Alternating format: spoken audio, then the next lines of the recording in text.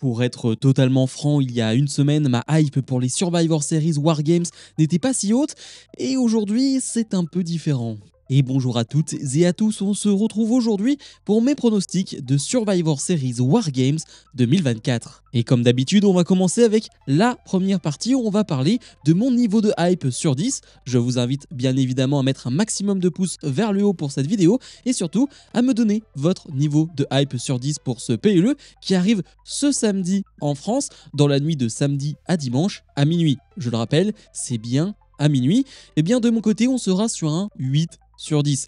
Il faut dire qu'on a eu des matchs qui ont été rajoutés un peu au dernier moment. On parle du match de LA Knight, on parle du match de Braun Breaker, deux matchs pour les titres mineurs qui ont été rajoutés ce lundi à Raw. Et surtout, la semaine dernière, on a eu un gros ajout dans le match Survivor Series Wargames masculin avec l'ajout de CM Punk, ce qui fait que ça change beaucoup de choses. Honnêtement, moi, avant cet ajout-là, j'étais sur un 5,5, 6 sur 10 pour être totalement franc avec vous. Mais l'ajout d'un CM Punk, l'ajout du match de Braun Breaker, par exemple, ouais, ça fait monter ma hype. C'est deux matchs que j'attends un peu plus maintenant. On aura le temps d'en reparler en détail bien sûr, mais oui, ça a bien bousculé et bien changé mon niveau de hype. On se retrouve encore une fois avec un PLE avec 5 combats pour le moment. On ne sait pas encore si des matchs vont être rajoutés au dernier moment, mais j'ai l'impression que c'est la carte complète qu'on a sous les yeux aujourd'hui avec 5 matchs sur la carte. C'est la formule classique Triple H, donc j'ai pas l'impression qu'il va la changer à quelques jours du PLE. Bref, commençons avec mes pronostics. Et personnellement, j'ouvrirai le show avec le Wargames match féminin où on y retrouve Candice LeRae, Raquel Rodriguez, Tiffany Stratton, Nia Jax et Liv Morgan face à Bianca Belair, Rhea Ripley, Bayley, Io Sky et Naomi. Une Bayley qui a été rajoutée au dernier moment elle aussi, ce lundi à Raw. Elle est intervenue lors du match entre Bianca Belair et Nia Jax. On connaît les tensions entre Bianca Belair et Bayley, mais on met un peu tout ça de côté. En tout cas, c'est l'impression qu'on a. Bref, c'est un match que j'attends pas beaucoup. Déjà parce que, comme vous le savez, pour ceux qui suivent la chaîne depuis un moment, l'histoire entre Rhea Ripley et Liv Morgan ne m'intéresse plus et depuis bien longtemps. Et c'est la base de ce Wargames féminin, c'est l'histoire Morgan face à Ripley. Et on a essayé de construire des équipes autour, des équipes qui ne font pas forcément sens. On l'a fait parce qu'il fallait un Wargame match féminin. Est-ce qu'on en avait vraiment besoin d'ailleurs de ce Wargames match féminin? Est-ce que c'était utile de tout faire pour avoir un Wargames match féminin? Eh bien déjà, moi j'en suis pas sûr. Honnêtement, si tu n'as pas la feud, si tu n'as pas les clans nécessaires pour faire des Wargames match, eh bien n'en fais pas, tout simplement. Mais là, il le fallait parce qu'il nous faut un Wargames match féminin, donc on crée des histoires, on crée des choses qui n'ont pas forcément de cohérence, et on crée des équipes qui, sur le papier, n'ont pas forcément beaucoup de sens. Alors les équipes sont plutôt cool et belles en termes de star power, de stars dans le match, surtout du côté des babyface, il y a quand même du très lourd, on va pas se mentir, mais est-ce que c'est suffisant pour me donner de la hype? Pas vraiment. Bien sûr, je vais attendre le match parce que ça reste un wargame match et c'est toujours aussi impressionnant. On a des femmes d'expérience, comme je l'ai dit, qui peuvent clairement nous sortir de très belles performances. Par exemple, une Io Sky qui a l'habitude de ces wargame matchs qui, je crois, n'a manqué aucun wargame match depuis que c'est revenu à la WWE. C'est complètement fou. Mais donc oui, je m'attends à une très belle performance de sa part, même une Stratton, je pense qu'elle peut faire des choses assez folles, une Candice LeRae. Bref, il y a 3-4 personnes comme ça que je vois clairement voler la vedette lors de ce match. Pour le résultat du match, c'est important que les heels gagnent. Je vois une victoire de l'équipe Morgan parce que déjà on a deux championnes, on a les deux plus grosses championnes qui sont du côté des heels, Liv Morgan et Nia Jax, donc ce serait quand même un peu con de les faire perdre. Déjà qu'elles n'ont pas énormément de crédibilité, on les a fait pas mal perdre sur les dernières semaines, là elles doivent gagner. En plus de cela, on sent pas mal de problèmes du côté des babyface, je l'ai dit, avec une Bayley qui a été rajoutée, une Naomi qui fait des regards un peu bizarres sur plusieurs segments. Bref, j'ai l'impression qu'il y a un truc qui ne va pas aller du côté des babyface. Est-ce que cela va mener à un heel turn pendant le match, après le match? J'en suis pas sûr, mais en tout cas, je vois une victoire de l'équipe Morgan pour ce combat. J'enchaîne avec LA Knight qui défend son titre de champion des États-Unis face à Shinsuke Nakamura. Un match surprenant parce que oui, Nakamura a fait son retour il y a maintenant 2 semaines, il a attaqué LA Knight, d'ailleurs il l'a attaqué à 2 reprises, mais voir directement ce match dans un PLE alors qu'on n'a pas réellement de construction entre les deux, simplement des attaques, simplement une vignette de Nakamura qui nous parle de LA Knight disant qu'il est plus faible que ce qu'il pense, mais c'est pas suffisant je trouve pour avoir ce match en PLE, donc c'était une grosse surprise de le voir annoncé pour ce Survivor Series War Games 2024 et je ne sais pas trop quoi en penser parce que d'un côté j'ai envie de voir Shinsuke Nakamura sur un ring, voir si c'est mieux qu'auparavant, si ces quelques mois à l'écart lui ont fait du bien, parce que ça fait un moment que Shinsuke Nakamura ne m'a pas hypé sur un ring WWE, donc oui je suis intrigué à ce niveau-là, et d'un côté je trouve que c'est un match hyper casse-gueule, parce que la feud ne vient que de commencer, et j'ai l'impression que la seule solution pour ce match, c'est que ça se finisse en disqualification ou avoir une fin un peu merdique. Et ça pue vraiment. Parce que j'ai l'impression que LA Knight ne peut pas perdre le titre. Je trouve que LA Knight est un super champion des États-Unis et que le faire perdre maintenant, ça n'aurait pas grand intérêt. Lui qui défend son titre quasiment toutes les semaines, qui a à chaque fois de très belles défenses, alors que pourtant il n'a pas eu les meilleurs adversaires du monde à chaque fois. Mais je trouve qu'il s'en sort très bien, il est toujours aussi over. Et d'un côté, si tu fais perdre Nakamura clean alors qu'il vient de faire son retour il y a quelques semaines, eh bien tu détruis déjà ce nouveau personnage qui semble être créé par la WWE. Donc ouais, je trouve que c'est hyper casse-gueule et je sais pas trop quoi en penser. Moi personnellement, je vais sur une victoire de LA Knight, mais je serais pas étonné que ça vienne avec une disqualification, avec une fin un peu bizarre et avec un Nakamura qui s'en prend à LA Knight après le combat et que cette histoire dure encore plus longtemps. Et on enchaîne avec l'autre titre mineur qui est défendu lors de ce PLE. Bron Breakker défend son titre de champion intercontinental face à Ludwig Kaiser et face à Sheamus, un match à 3 donc, et c'est l'un des matchs que j'attends le plus de cette soirée. J'avais peur que ce match arrive en weekly, et bien non, Triple H a décidé de le mettre lors d'un PLE, et j'en suis ravi. On en parle depuis des mois de ces titres mineurs qui ne sont malheureusement pas assez défendus en PLE.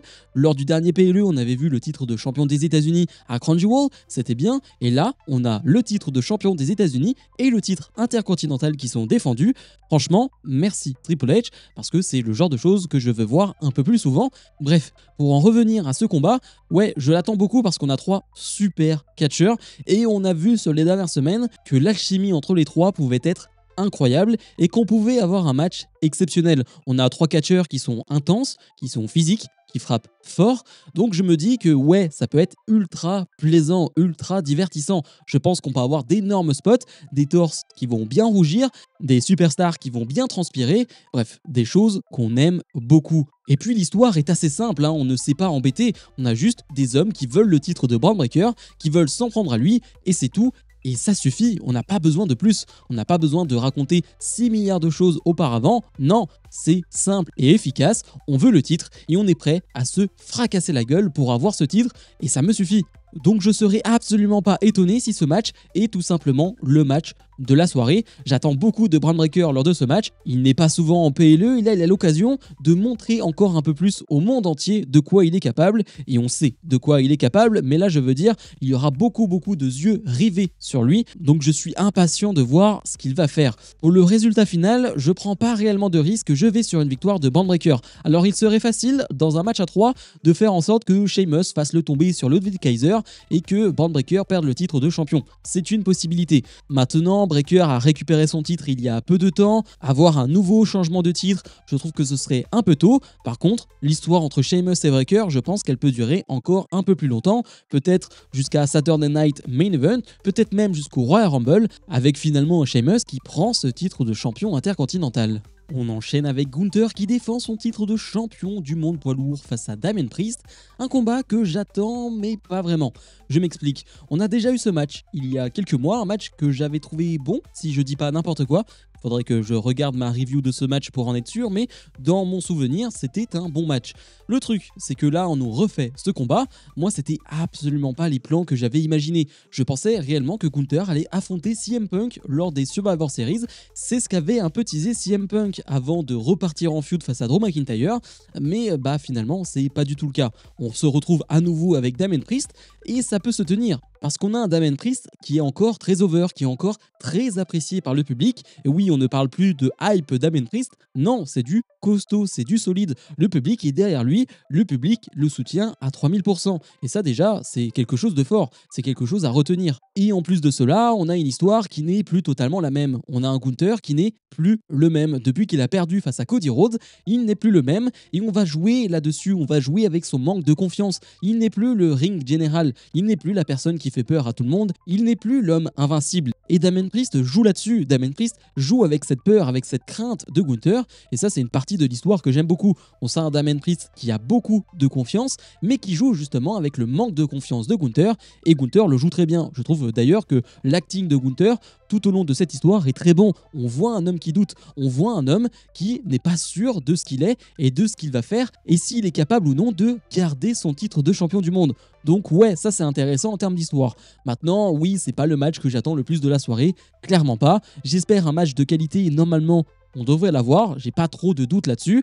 Pour le résultat final, eh bien, je ne prends pas de risque. Une nouvelle fois, je vais sur une victoire de Gunther. Oui, zéro risque lors de cette soirée, mais en même temps, j'ai pas l'impression que c'est le bon moment de faire perdre Gunther, de redonner le titre à Damien Priest. Je trouve que ce serait un peu bizarre, et donc cette soirée se terminerait de mon côté avec aucun changement de titre. Mais pour moi, aucune situation, aucun match n'est propice à un changement de titre. J'ai l'impression que les champions actuels sont bons et que c'est pas le moment de changer, en tout cas lors des Survivor Series, même si c'est l'un des gros PLE de l'année WWE, eh bien de mon côté, je ne vois aucun changement de titre. Et dans le main event, on retrouve la Original Bloodline composée de Sami Zayn, Jimmy Uso, Jey Uso et Roman Reigns et CM Punk.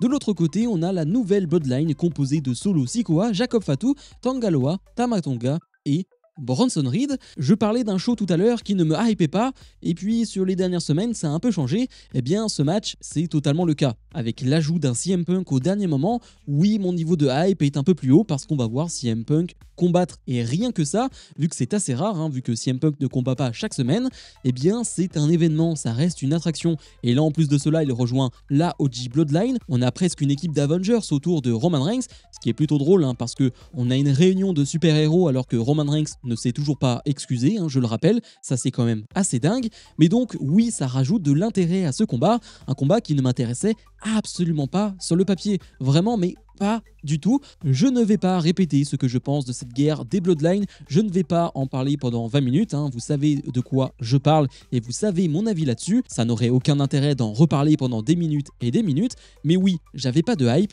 et là la hype elle est un peu présente, avec un CM Punk qui est venu grâce à l'aide d'un Paul Heyman, ça peut faire sens, honnêtement, si on ne cherche pas trop loin, ça fait sens, et donc j'ai hâte de voir l'association CM Punk Roman Reigns. On sait que ce vendredi à SmackDown, les deux vont se parler et ça va être intéressant à suivre parce qu'une confrontation Roman Reigns CM Punk, ça c'est un truc qu'on veut voir, qu'on veut absolument voir, déjà en termes de micro et de promo, mais aussi sur le ring. Mais là en tout cas, ils vont être coéquipiers, mais à voir à quel point ça va bien se passer. C'est tout le problème avec cette Bloodline. Là, on ne sait pas à quel point ça va bien se passer, à quel point la cohésion est vraiment présente, à quel point on a vraiment un esprit de famille dans cette équipe.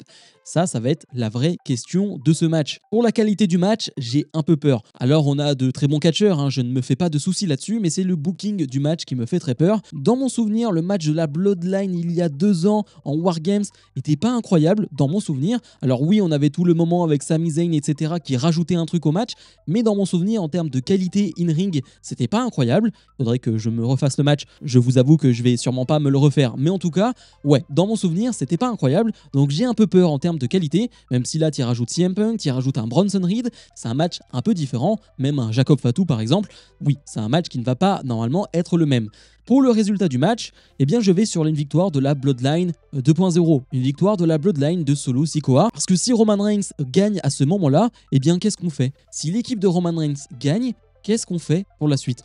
Bien, pas grand-chose. Alors qu'on sait que cette histoire va durer encore et encore, on n'en doute pas une seule seconde, eh bien oui, je vois une victoire de l'équipe de Solo, même si une rumeur est intervenue il y a quelques jours sur le fait que la Bloodline de Roman Reigns pourrait rester encore ensemble quelque temps avec l'arrivée de Raw sur Netflix. Ce serait une grosse attraction pour Raw et pour Netflix, donc on pourrait peut-être y voir une victoire de l'équipe Roman Reigns, mais non, je vois plutôt des tensions venir lors de ce match, peut-être des tensions entre Jey et Roman Reigns, peut-être des tensions entre CM Punk et Roman Reigns, je n'en sais trop rien, mais pour moi on doit donner la victoire à l'équipe de Solo Sikoa.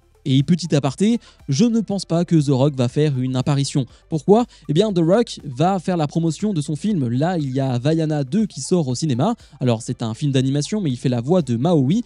Je pense pas que The Rock a le temps pour faire une apparition. Et puis honnêtement, si c'est simplement pour faire une apparition comme lors de Bad Blood, moi ça ne m'intéresse pas. S'il est sur le ring et qu'il met des coups, oui ok ça peut m'intéresser, pourquoi pas. Mais en même temps, s'il se pointe comme à Bad Blood et que finalement il ne vient que 3-4 mois après, quel serait réellement l'intérêt à part nous teaser encore quelque chose?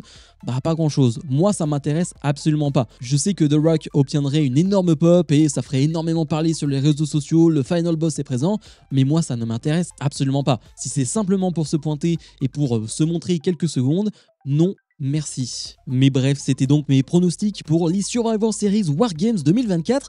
Je vous invite, comme d'habitude, à me donner vos pronos en commentaire de cette vidéo. Tous vos pronostics seront bien évidemment lus, ne vous en faites pas.